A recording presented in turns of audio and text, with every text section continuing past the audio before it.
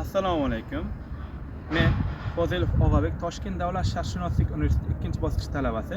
Raqamli tarix fanidan yakuniy ish uchun videorolik qilyapmiz. Biz tanlagan manzil Choshtepa yodgorligi hisoblanadi. Bu o'ta tarixiy ahamiyatga ega bo'lgan yodgorliklardan biri hisoblanadi. Aynan mana shu hozirgi kunda bo'lib turgan Toshkent shahrimizni ham tarixiy ahamiyatga ega bo'lgan 2200 yilligini isbotlashga doir manbalar yoki barcha dalillar shu yerdan topilgan hisoblanadi.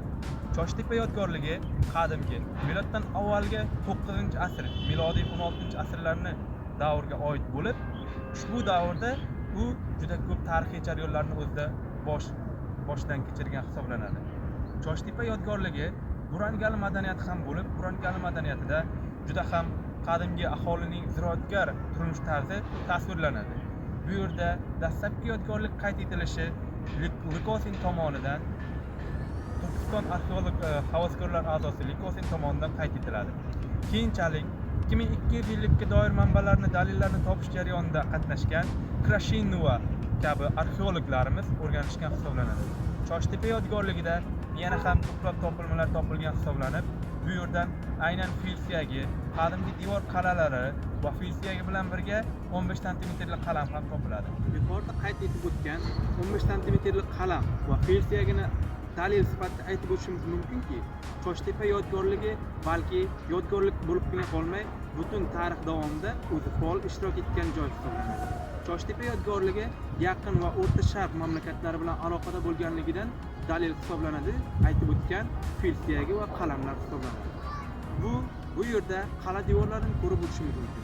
Qala devorlari 4 metr qalinlik qilib urib chiqilgan bo'lib, diametri 60 metr hisoblanadi. Biz mana bu yerda ko'rib turgan qala devorlarning ayrim qoldiqlari haligacha saqlanib qolgan. Arxeolog qazishma ishlarida bundan tashqari yana ko'plab manbalar topilgan hisoblanadi.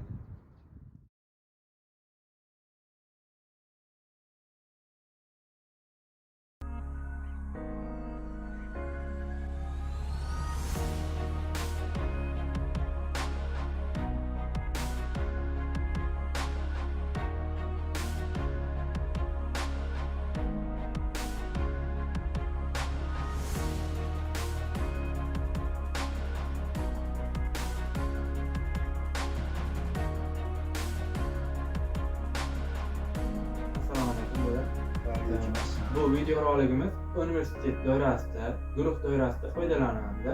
Videoga rozi qolishga rozimisiz? Roziman. Avvalo o'zingizni ta'riflasangiz, kasbingiz nima va Choshtepa haqida qachon, qayerda eshitgansiz, qanday maqsadda foydalanilgan? Ben Shomoqsudov Shomurod Shosaitovich 1958 yil tug'ilgan. Bu Choshtepa ota-bobolarimiz sho'rtda o'tgan bizlar. Ota-bobolarimiz sho'rtda o'tishgan. Men endi Paxtada tug'ilganman, nimasi yo'q. Bu yerga 1979 yil armiyadan keyin bu yerga kelganman. Choshtepaga kelsak, nihoyatda ko'hna bir joy bo'ldi. Endi afsonalar ko'p. Bu bundoq bo'lgan, qazilmalar o'tkazilgan, narsalar tillalar chiqqan, olib ketib qolgan degan nimalar ham bor. Lekin biz o'sha bolalikda ham kelganda g'orlar bor edi. Haqiqatan hozirgi holatidan ancha yaxshi ko'rinishga ega edi. Hozir yana shunga ham mana 40 yildan bo'lyaptimi? O'shalar o'zgargan. Ammo Choshtepada u afsonalar ko'rib edi, ilon ham bo'lgan deyishadi.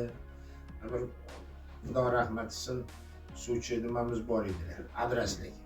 Shu odam ertalab suvni vaqtlik qo'yiladi, shuni ko'rganman.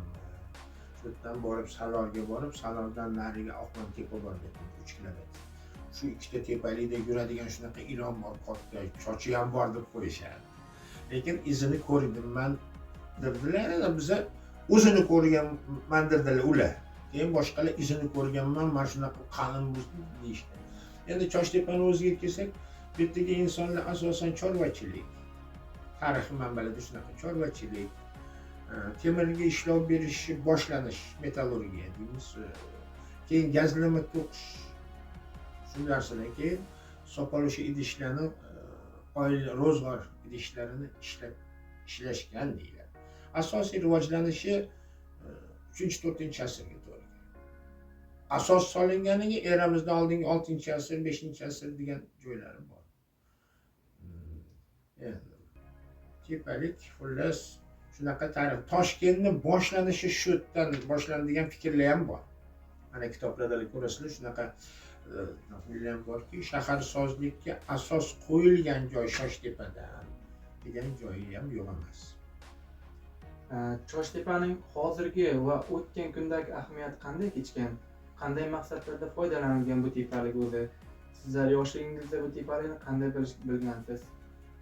Endi bu tepalikni mani asosiy ma'lumotlarim yo'q bunga qanaqadir. Ammo bu tepadan to'g'ri tepadan qaralsa deydi shu Choshtepa, Oqmontepa, Yo'g'ontepa bu tepaliklar bitta qatorda turibdi. Asosan yov kelganlarda birov-biroviga xabar berish, olov yoqib, gulxan yoqib, keyingi tepalikka signalni deydimi? Shunaqa maqsadlarda ham ishlatilgan bo'ladi.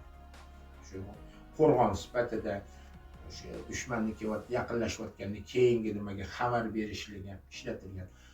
Ammo endi bizani paytda bu faqat muzeyligicha shunda turibdi. Hech kim hech qanaqa nimasi yo'q. Yani bir necha marta kovlab ko'rishdi, boshqa qilib ko'rishdi, arxeologlar kelyapti. Ammo bir qat'iy bir nima yo'q. Qazishmalar jarayonida sizni ham bu yerga chaqirishib, jarayonni ko'rganmisiz? Jarayonda navaralarim borib berdi.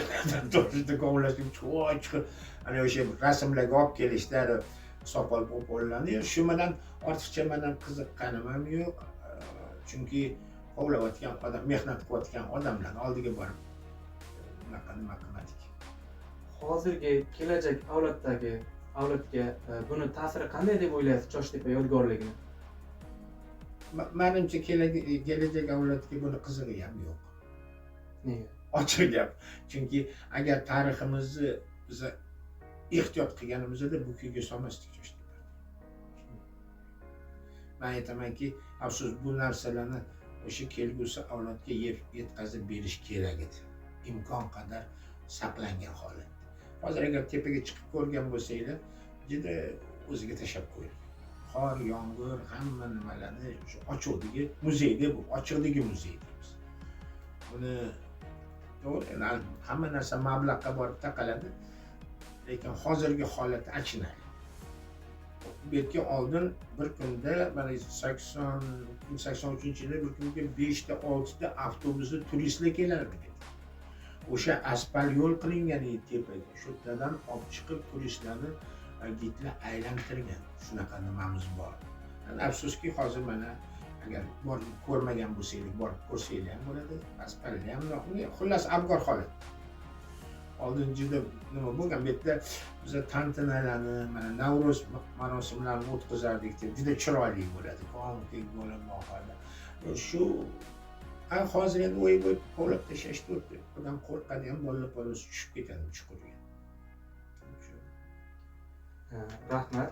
Biz bilan samimiy fikrlaringizni bo'lishganingiz uchun sizga kattakon rahmat. Salomat bo'ling. Bu fikrlaringiz Choshtepa tarixini xalq orasida jonlantiradi yanada.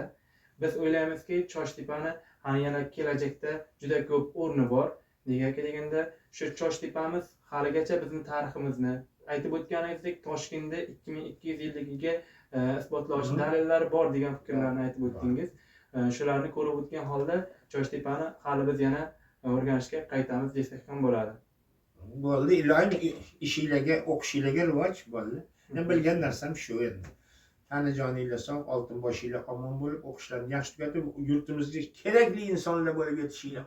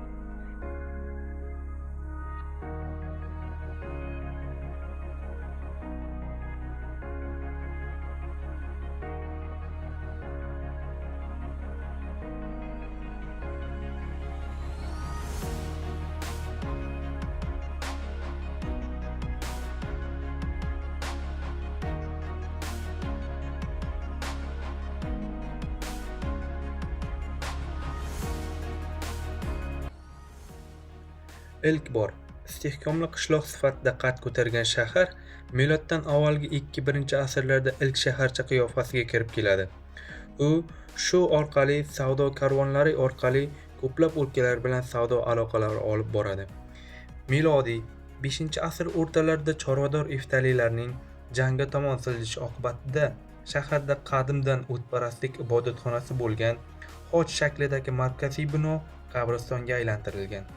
Milodiy 6-8-asrlar boshlarida shaharda hayot yana ancha yuksalgan, ammo arab xalifaligi islohi natijasida shahar vayron bo'lgan. 11-12-asrlarga kelib esa unda hayot birmuncha jonlansa-da, ammo 16-asrda shahar deyarli xarobaga aylangan. Garchi shaharda qad ko'targan qo'rg'on to'la shahar qiyofasida shakllanmagan bo'lsa-da, biroq u Toshkent vohasida shaharsozlik madaniyatini shakllanishini va rivoji tarixini tadqiq etishda muhim ahamiyatga ega yodgorlik hisoblanadi.